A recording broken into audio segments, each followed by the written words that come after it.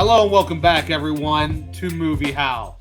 My name is Joe. I am joined, as always, by my wonderful co-host, Ryan. And I say welcome back because we've done a podcast for a while, but we're actually going to try and throw this on a little video. We're going to join to the YouTube crowd. We're going to see what happens. But what we do here at Movie Howl is we talk about movies. We normally cover just movies, whatever we think is fun at the time, but we're going to start trying to bring it into the present, seeing how it's relevant to today, to things going on right now. With everything that's going on in the world, there's so many, whether, the political climate, just anything that's going on right now. So how can we tie what we're watching into that? We'll see what happens. And in this case, we're watching, or have watched, the 1981 cult classic Heavy Metal. Now, this is a movie I was familiar with for a long time. Ryan had not ever seen it. Being that, was the case, Ryan, what did you think of Heavy Metal? What do you think? It was not what I expected. You misled me by saying that it was totally different from, well, I don't know if you said totally different, but you led me to believe that it was different from Wizards, although it was similarly trippy. And it starts off with a man in a spacesuit in a Corvette, like a classic first-generation Corvette in space, which looked an awful lot like Daddy Elon's Roadster up there with the mannequin in it. I don't know if that's where he got it from. I could totally see him being a fan of this movie, but at that time, I think he was still in South Africa, so maybe it was a cult classic over there. I have no idea. I'm honestly shocked that our other friend who was there fell asleep like 4 times during it. I know he had a rough day, but it's like, how are you sleeping through this? It's so bizarre. It was so bizarre. It's basically, it has weird animation. It seems like whoever animated it, because it's an animated movie, they were either trying to figure it out or they were being very experimental. There were points where like the animation quality was really good, like 90s anime, where you would see the way technical things are drawn. Like there's a space station, there's a space shuttle, there's certain aspects of these other mechanical devices that are really well illustrated, and then other things that are super basic, or like the speed is a little bit off. I don't know if they're mixing early computer animation with it, or they're doing some kind of spatial thing like Disney, where they would have like a transparency that they can move to create this effect. But it gave me like Spider-Verse vibes at first, and then quickly I did not think about Spider-Verse again. So it goes through, how many was it? 5, 6 different like sort of tableaus. These different stories that you're going through. And the whole thing follows a ball that's alive, which the ball is basically evil. Like it is power and evil. Like it is a power that corrupts, right? Am I interpreting that correctly? Yeah, I would say that. It heavily influenced other things that have come after that, almost to a surprising amount, I'd say. Things that we could point to in it that we will talk about. But yeah, there's really starts out with this green orb that throughout the course of the movie, even though we're talking a series of short stories all involving this item, this entity, you might want to say, it was its own sentience, and the story was driven based on that. None of the little vignettes or short stories had anything to do with the other. They don't connect at all. Exactly. And the presence of it was different in each one of the iterations. The only thing you could say it did the same in all of them was melt people. Started out there was a Raiders of the Lost Ark moment. Yeah, almost immediately. As soon as he opens it up, it's not the briefcase, it's the Ark. Yeah, so it was the weirdness of it. The story revolves around this evil sentience, and I always thought that was unique about this. The way they put, just the way this movie's put together, I think is very interesting. I completely understand this is not going to be a for everyone movie. My wife had said something later on, like when she got home and heard this movie on, she was like, "Did I hear John Candy?" Yeah, you did. Does that mean you wanted to watch it? No. No, it does not. It had several people in it who you knew, a lot of different bands that you knew, Black Sabbath, Cheap Trick, Blue Oyster Cult, The Red Rocker. Like, there was a number. The music was really good. I mean, it's called heavy metal, so it obviously should have the soundtrack of that should be up to snuff at minimum.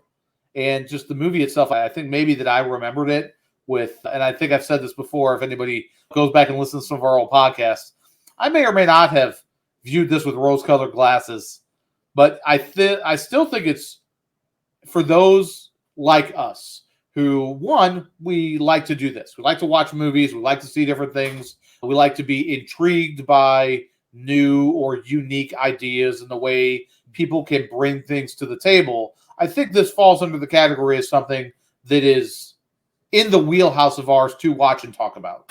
It has, for those of you who are fans of South Park, if you've seen the cheesing episode of South Park where everybody gets high on cat urine, it has callbacks to this movie. You watch this, it might kind of bring it all back together. You might really like, oh, that's where they got some of this from. But it does. I think it has a farther reach for filmmakers than we would have realized watching it now. Even things that I think back in the day, because it's been so long since I watched it, some of the intricacies and what exactly other movies have taken from this. And then, through some of those short stories, you're seeing things and like, oh, I recognize that from this other movie. We'll talk about it eventually. But yeah, this was, I just remember it maybe differently than I thought once we watched it again last night. Ooh, it's its own beast. So I hope people who want something different could potentially watch this and enjoy it. Yeah, it's a real horny movie at certain points. Like, not all the time, not all the way through, but they are not shy at all. They're not. They know what they're about. They know what their audience is about. They are. Yeah, it constantly made me think of other movies and shows. Like, everybody probably remembers the old Greg thing from like 10, 15 years ago. Like, that clip. Like, I'm old Greg. I'm old Greg.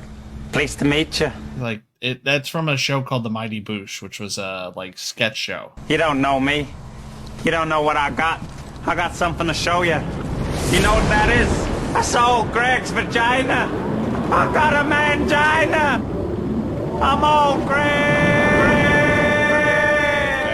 And there's more to Greg's story than saying he's got a mangina and like lifting it up and like light comes out. It's not a melt light, but it happens. If you've never seen it, you should look it up. Just old Greg on YouTube. But he takes what's the guy's name? Howard Mooney, something, whatever. He like basically takes this guy back with him to his underwater cave, and you're kind of learning about this like fish man creature that wears like a tutu and like a blazer and whatever. But he's talking about at one point, he's like, I've got the funk. And the guy's like, yes, you're very funky, Greg. And he's like, no, it's a living creature. Like, it's here. I mean, I got the funk right here. It's in this box. You see, the funk is a living creature. About the size of a medicine ball, but covered in teats. Came from another planet. Okay. So the funk is this sphere that came to Earth, and evil is this other sphere that is going from planet to planet. One day, Parliament were traveling on the mothership, fooling around with the funk. Pass it over.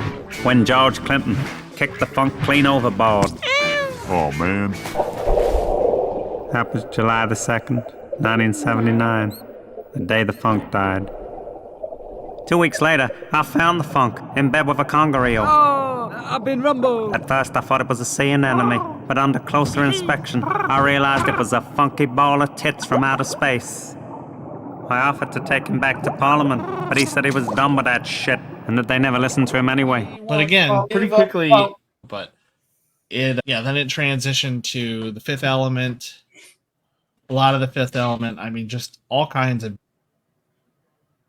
different points where I could see that it might have inspired something or taken inspiration from something else. Because it's 1981, so it's kind of right in the middle of some pretty influential like pop culture moments. Yeah, and there's some high fantasy kind of stuff going on too. Towards the end, there's sci-fi stuff. There was some stuff that very much reminded me of Star Trek. There's definitely like a Constitution class starship that you see at one point, at least like the hull that kind of goes across the screen with a bunch of other wreckage. So they knew what they were doing there. There's an archetype for Zap Brannigan, because I immediately looked at you when this guy came on screen. It's like, is that Zap? And you're like, yep, absolutely. A much more straight up evil version of Zap. Not He's good. Not he's well meaning, kind of, but no, this was that particular one. It was Zap Brannigan mixed with Gaston. Oh, there you go. Yeah, that's a good comparison. I like that. I think that's pretty accurate. I still haven't figured out what the point of it was, like what the meaning of it was, because the whole thing starts with the shuttle, a space shuttle, that releases the space corvette, which goes to Earth, and as the windshield gets blackened by like the fire from re-entry, the windshield wipers turn on, and then he uses like a drag parachute. And it was very MTV-like at the time. Yeah. MTV was actually about music, unlike whatever it is now. It was very MTV-like in that very beginning of it. When that first came on, I was trying to remember how that played into it. Like, how does this start it off? Like, what's going on? And then it lands and it drives up to this house where it's basically a series. And this is what I found interesting. It's like a series of flashbacks. So the spaceman, he is the father, and he gets home, and his daughter comes down. Oh, did you bring me? Oh, yeah. Yeah, as you do. As you come home from work by blasting out of a shuttle in a space Corvette and just driving home with this thing that you got from space. As one to your farmhouse. To your farmhouse. It basically was a farmhouse, yeah. It looked like the Gates Motel, right? It kind of had that. Yeah. Anyway, go on. That's where the storytelling aspect of this movie. Or Bates. Norman Bates. That's nice callback to a classic movie maker right there. I thought it was interesting because throughout the entirety of this movie, we're not really worried about spoilers. It'd be almost hard to spoil this with the things that go on. And it's really more about the experience of watching it than finding out what's in the box or the Sixth Sense or some twist. Oh, what's the twist? Nothing like that. So as the story progresses, the father, like we mentioned in the beginning, Raiders of the Lost Ark melts. He's dead, gone. And then it's talking to this girl. And it's look into me, and I will show you things. And it's portrays it for the entirety of the movie as if what's going on are flashbacks into things that this entity has already been through. That's what it feels like. I don't actually think that is what was going on. Now that I actually watched it with the purpose of paying attention so that you and I could speak about this. As opposed to like drinking through it, which is probably the intent. Drinking or other substances is probably the intended. There is a sequel, which I also have and we could watch. And the sequel itself is definitely more story driven. It actually kind of picks up, I believe, where this one leaves off. And it's really more of a story movie in a way that we are used to, makes more sense, unlike this being a series of short stories that really, except for this evil green entity, have nothing to do with one another. But as I'm watching it, I didn't think about it any differently till the very end. And it seems like, it's this thing, this entity is showing the girl things that it has already gone through, lives it has lived, or other creatures it has interacted with. Most of the women in those cases were naked because that's just what this movie was. Cartoon nakedness. Gotta love it. It wasn't that, though, I believe. Because when you get to the very end, with what happens, with how the movie finishes and plays out, it seems like it was almost and I almost hesitate to say this because of how I feel about Marvel right now, but it was almost like everything was happening on the same timeline, but in like a multiversal way. Like it's showing her these things, but they're actually the things that it's showing this young girl are actually going on in the moment that she's watching it. And it doesn't play that way as you watch it one little piece at a time as it goes through. But when the end comes along, I really felt like, oh, wait a second. It wasn't about, I'm going to show you all these things and then it makes this, I'm going to kill you. It wasn't that. And that really made me think about it a little bit differently. And the people who made this, almost like, and you all will have to go back and listen to this on the Movie Howl podcast. You can find it on Spotify, Apple Music, Google Podcast, wherever you want to find it, you'll find it. But we talked about a movie called Hawk and Rev Vampire Slayer. Super B, super as a sticker still on my truck. It knew what it was doing. It wasn't trying to be anything other than what it was. And I think the people who made this were very deliberate in everything that they did. The art styles, what they chose to do, how they chose to do it, the story they were trying to tell. I really ended up thinking at the culmination of it last night that it was more than what I thought it was back when I originally watched it. And that made me appreciate it more than I originally had. So I can understand now when we talk about other things we could see that have been influenced by heavy metal, this 1981 cartoon, ridiculous, super trippy, out there movie, why so many things were influenced by it, because the people who did it, I think, really had a vision and they enacted that vision through this movie.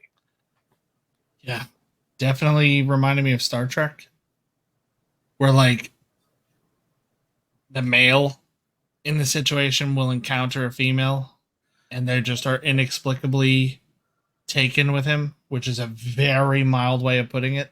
Yeah. Like in real time, about 45 seconds after meeting this woman who jumps into his cab, this guy is sleeping with this woman. Like she is running from something, jumps in his cab. This is like a Black Mirror future version of New York City or possibly present, multiversal, whatever. And she's running from these guys. She passes out in the back of his car. He just like tosses her over her shoulder, takes her to the police station. He's like, hey, you want her? And they're like $1,000 a day if we're going to investigate something. And he's like, I have to get you.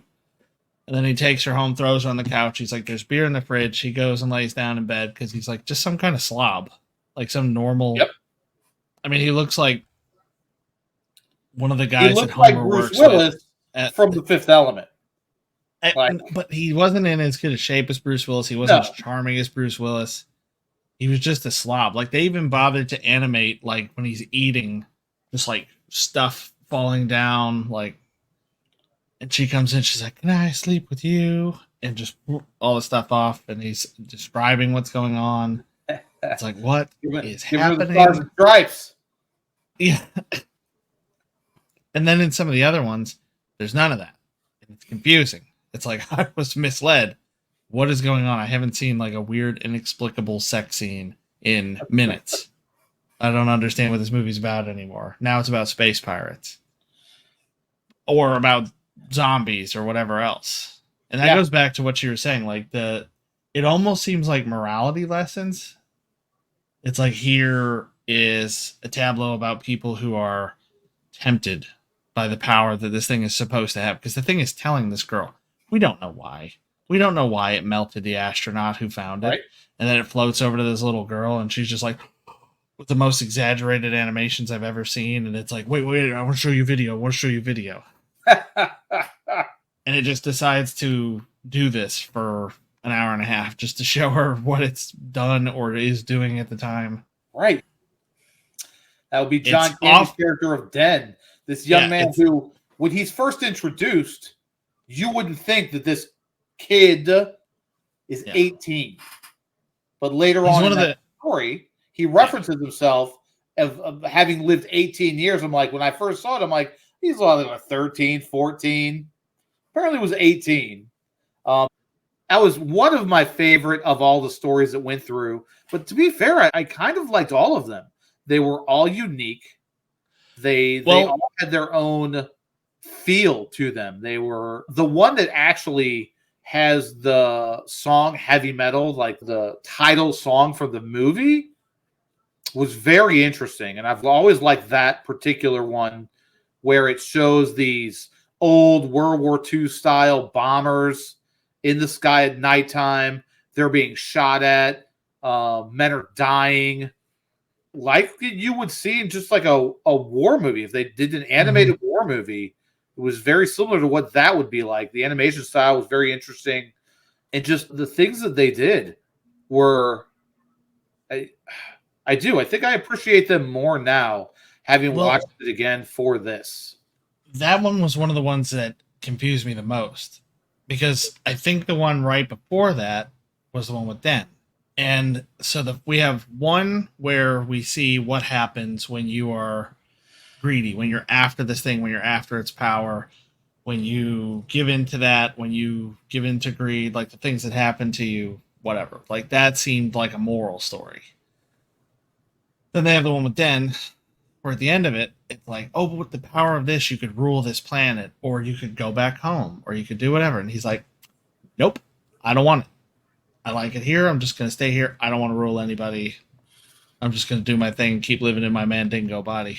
Right? Just it's like, nope, I'm going to stay here. This time, this world's great. Sorry, Mom, not coming back. Yeah, and the thing even calls out that sometimes people do resist its power, but that it still did stuff to that world. And then you get to this next one where the entity is acting on its own. It is doing stuff to people of its own accord, and it becomes another like horror story, which is weird because I thought it was going to be kind of these Black Mirror style things, but it wasn't. Each one was so different. Mm-hmm. The other thing I noticed about it was, from story to story, the size of the orb was different.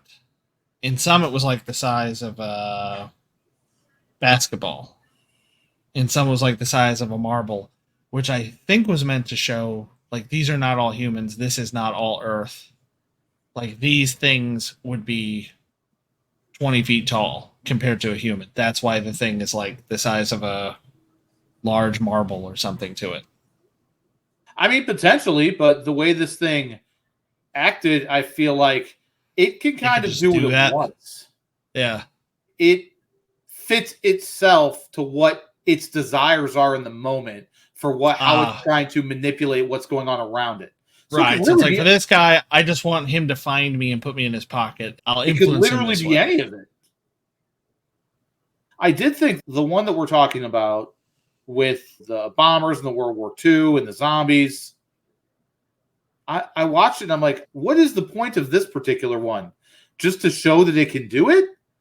To show that it has control over life and death? Because there was no point. Like, it ends in just this weird, the one pilot who's left and shows that, oh, well, he's screwed. And then it moves on to the next thing. It was so weird. No rhyme or reason to some of it. Now, you have mentioned a couple times how it reminded you of Black Mirror, which I know is a series on, I believe it's Netflix. Yeah. I haven't seen it. So would you say that some of the stuff that you watched in this, that Black Mirror had taken ideas or themes or things, inspiration from this potentially? Because we did mention how other things have. It's possible. I would say Black Mirror probably takes a lot more from like the Twilight Zone. And in particular, the Twilight Zone episodes that kind of don't have a theme. They don't have a moral lesson. They're the ones where you expect Rod Sterling to come out and be like, well, that's fucked up, right? And then the episode ends. Like, there are some where it's like, there's no mistake anybody makes. It's just like, oh, look at this weird situation. Bye. Okay. So a lot of Black Mirror is like the danger of technology and stuff like that. But there are a few where it's like, wouldn't this be fucked up? I've heard people talk. I've heard you talk about it several times. I do want to talk about the inspirational or influential, I should say, aspect of this. You watch this, and once this entity starts its storytelling. The first story it tells, when you watch it, about this cab driver in New York and the things that happen and what goes on, especially because considering it revolves still around this evil entity, which is just evil personified in the universe. That's kind of the theme of this. There was an evil in the universe, and I know it's a French director who did Fifth Element. I cannot remember his name right now. There's no way that he didn't write The Fifth Element after having watched this and gained inspiration from it. Too many things are identical to what happens. Fifth Element is one of my absolute favorite sci-fi movies of all time. I like how fun it is. I like the ideas behind it. I like how it is done. It's really good. Chris Tucker's a bit much in it as Ruby Rod, but Fifth Element was always really good. And I never, as I hadn't seen heavy metal in so long, I never really put together just how much of the idea behind the Fifth Element had to have been garnered from this movie. With the things that went on, with what they were trying to do, even the bad guy in this movie, whereas Gary Oldman in The Fifth Element, which that was my first introduction to Gary Oldman at all, was The Fifth Element, which what a great introduction to him as an actor. He's so fantastic in so many things, but really was just so much fun in that. The things that you see go on in just this, 15 maybe minutes is how long that first little story was of this cabbie in New York. Mm-hmm. Which it shows there's certainly futuristic things going on, and his cab is like kind of futuristic, whereas at the same time, it's like it's almost like being here in East St. Louis, where it's just a horrible neighborhood. There's graffiti everywhere. It's just terrible. And the police, they don't care at all. They're not in the business of helping anybody in the slightest. And they are very specifically in the business. Like somebody's been murdered. They're like, great, $1,000 a day to try to figure it out. Yeah, but what was taken from this to inspire the Fifth? It just really, I was taken back a little bit by it when I saw it last night because of how many times I've seen The Fifth Element and how much I really enjoyed it. When you're talking about something that was only 15 minutes long, there's only so much that it could inspire. But to know that this ridiculous conglomeration of ideas and animation and just utter ridiculousness that was heavy metal created in 1981 has inspired other things and many other things besides just that. I just feel like that one was there's no question. Like, you could potentially argue about some other things and what maybe was inspired or took inspiration from this. With The Fifth Element, if you're a fan of that and you watch this, you're going to see so many similarities. There's no getting past it. So I really enjoyed that about watching it again last night. Was there any other specific things that you saw in it yourself that, besides that one, where you were like, oh, I recognize this as something that happened later? I mean, the part where they're on the space station seemed to take a lot of inspiration from Star Trek. Mm-hmm. And it was, again, just kind of showing like corruption. They even mentioned the Federation, which there are lots of federations, but this was a space federation and the guy was dressed as some kind of captain and all that. It gave me Star Trek-y vibes, but that's well after Star Trek. So they definitely took some inspiration there. That one was interesting, just as a side note, that the influence of the evil thing made the guy honest. Like, it made the guy who's holding it like blurt out honest things. The way that one ended? Agreed. Yeah, the way it ended, it's like it was almost like, okay, that went perfectly as planned. Here you go. Like, we're all square now. But it reminded me of anything else. I thought that was the Tarakian. Yeah, and it was part of this thing where I don't know, it's just still talking about its power and its influence. It's like there's one last thing to show you. And some of them don't make sense or go anywhere. Another one that didn't make any sense was where he's talking about armies are my playthings across the universe. Like there's no force that can oppose me, basically. And they're showing the Pentagon, and they're talking about the possibility of aliens. And the scientist comes in, who you said looked like G-Man from Half-Life. Yeah. And or maybe even Donald from Invincible. But he comes in and they're like, oh, this is the scientist. And he's like, well, our opinion is we are the only, intelligent, technologically advanced society in the universe. And everybody goes, oh, thank goodness. The most unrealistic thing in the entire movie was when a senator said, the public deserves to know. The voters deserve to know. Something like that. And it's like, bullshit. I don't believe any of this now. Like, this is not Earth. This is not our Earth. And then for some reason, what happens in that one ultimately is the scientist was a robot planted here to influence us. Felt like accidentally abduct like a hot secretary, and all the aliens want to get with her, but it's the one robot who gets with her. And the other aliens are like basically driving the ship drunk. It was so weird. It's like, I don't exactly understand what I'm supposed to get out of it. Cheech and Chong. Yeah, sure. With a Coke Zamboni, we called it. I think it's just one of those things that's like really experimental. Mm-hmm. I think part of it was like messing with music, part of it was messing with themes. I mean, I could see it kind of inspiring the Dark Crystal. Yeah, like some of the fantasy elements kind of reminded me of that, or really lots of other movies from the 80s. But yeah, the outfits. I also did note that the primary hero and the primary person that we're experiencing this through both are female. Mm-hmm. And both, as a twist, turn out to be kind of the same person, maybe?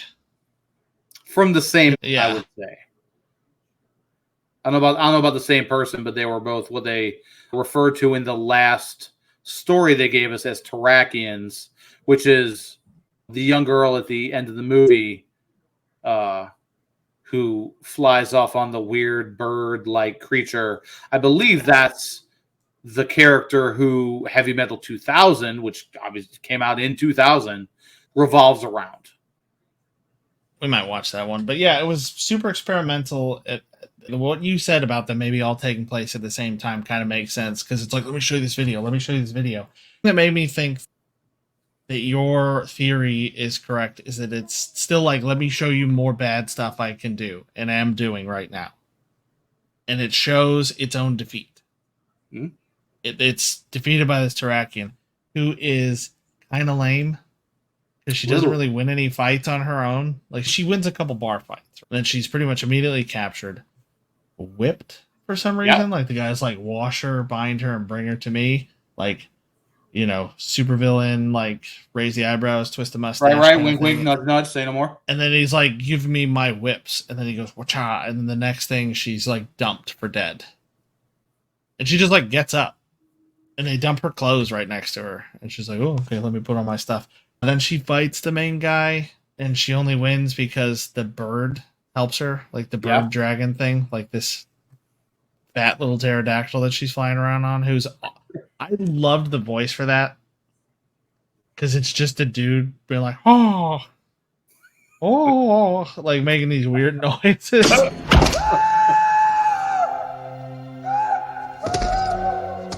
That's not an inaccurate statement, I would say. But I guess any like hero's journey involves. We complain all the time that like Rey never loses.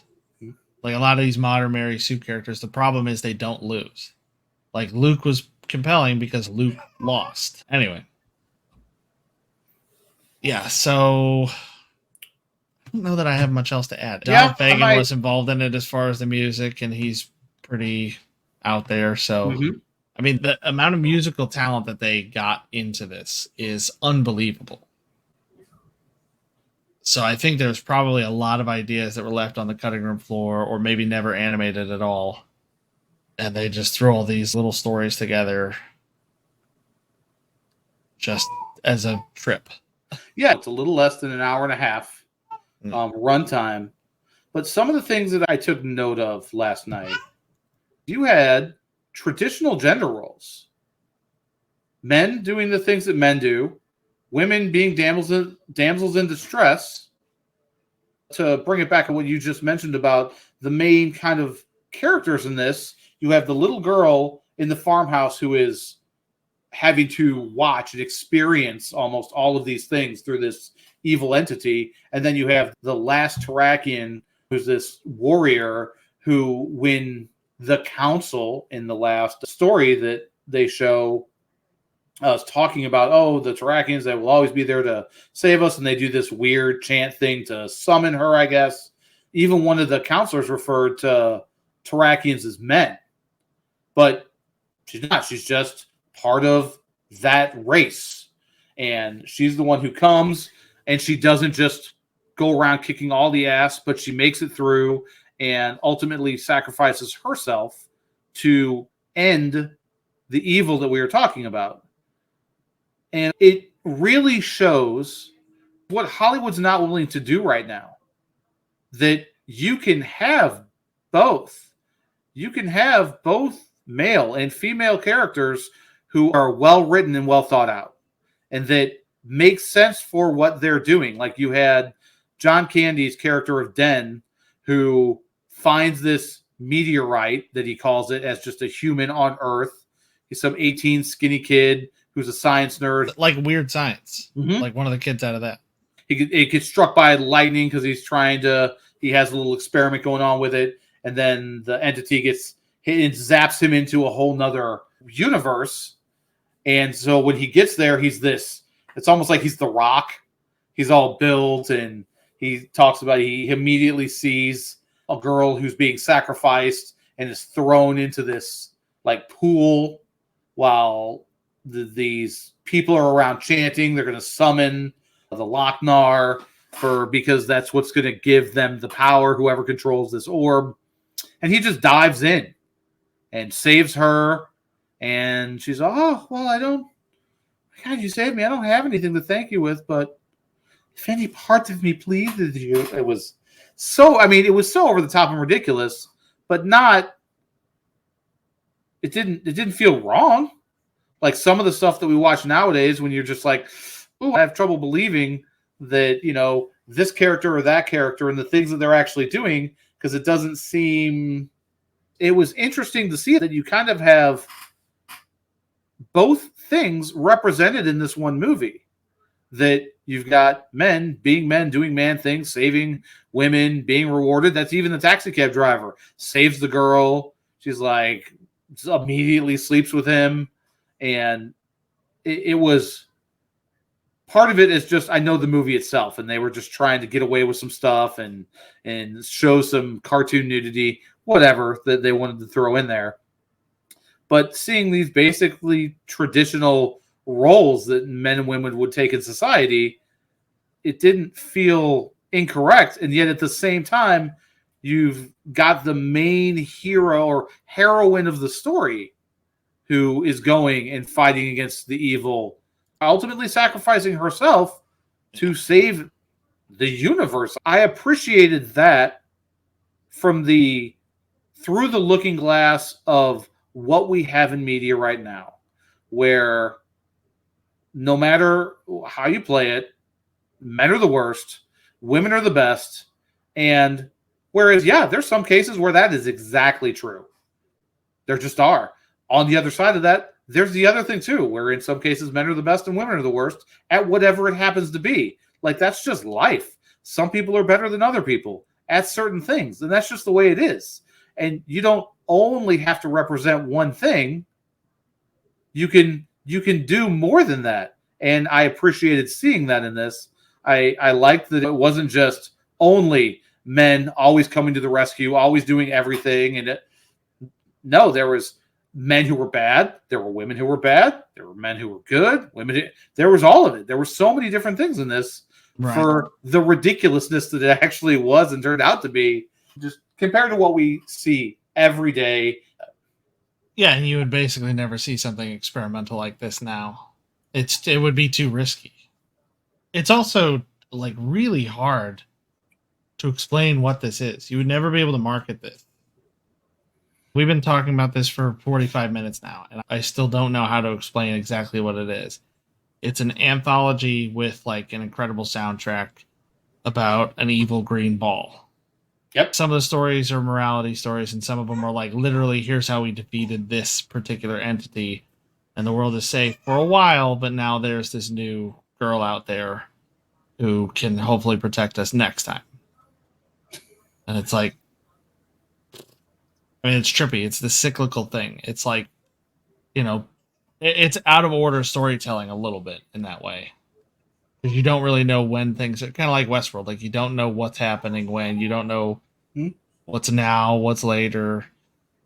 It's just super trippy. I still don't know. But yeah, I agree with you. I like the idea that like the evil queen is not just a one-dimensional character. Well, she is. They're all basically one-dimensional characters, but she's a little bit more complex in that they have a plan. There's like, oh, there's this monster here. Immediately the monster kills somebody and is never mentioned again. Like, immediately she figures out what's going on, and she's like, you, Mandingo, you're coming with me because you were going her to minions, she can do what she wants.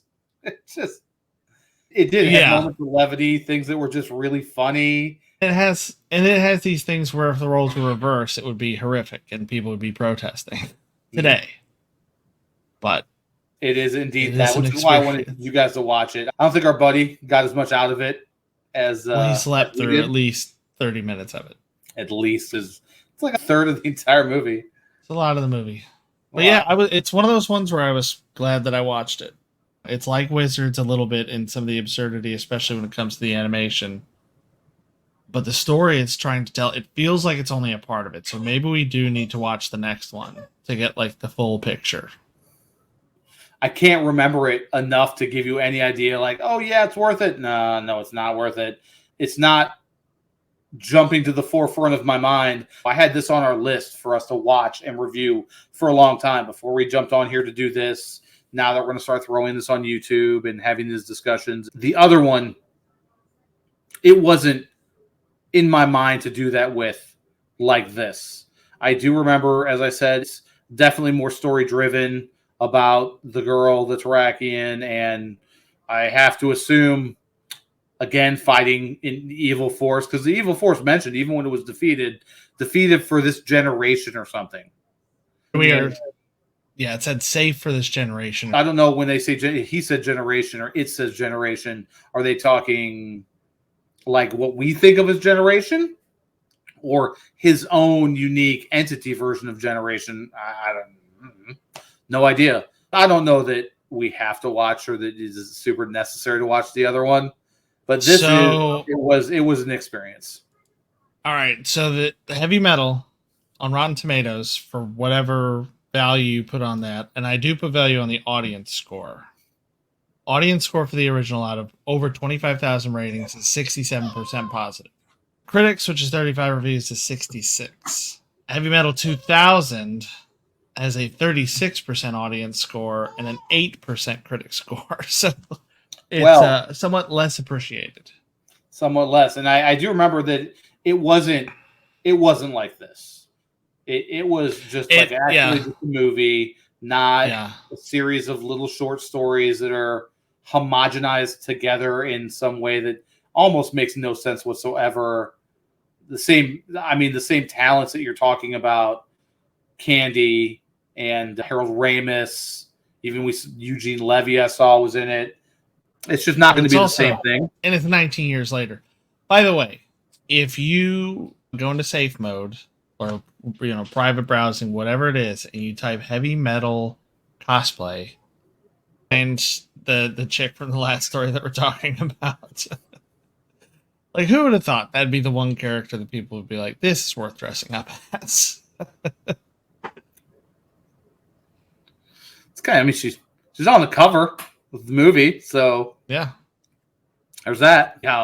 One thing we do have to finish with is we do this every time, and it's going to come down to, Ryan, is this a watch or not a watch?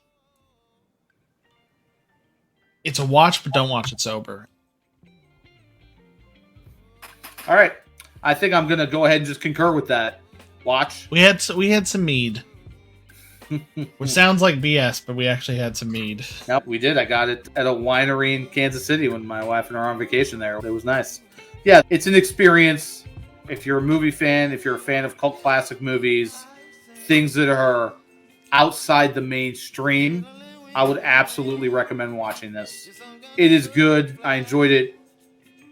I think it was almost weird because as I think back on it now, talking about it versus last night, like as I'm watching it last night and going through some of it, some of the parts I'm like, ooh, this was maybe not as good as I remember it being. But today, thinking back on it, talking about it with you, I really do think I like it more now than I did before. Not that it's something I need to hurry up and watch again. But yeah, I call it a watch, and that's all she wrote for us. I'm one of those people when I show somebody a movie that I loved like years ago, I'm like, oh God, was it as good as I thought it was going to be? Like I recommended Equilibrium to somebody years ago, and then I rewatched and I was like, I don't even know if I want to hear what she has to say about it. But when she told me to talk about it, she's like, that was amazing. Why did I never see this movie before? Yeah, Equilibrium is amazing. That's so good. This was everything you promised it would be. Okay, I'll take that.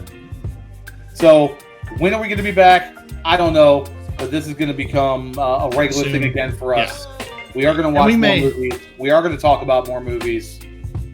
But I also want to mix it up and talk about some pop culture stuff going on at the moment too. So we'll experiment with formats and see how we go. That sounds good to me. All right. Well, thanks everyone. I've been Joe. I've been Ryan. Looks like we're out.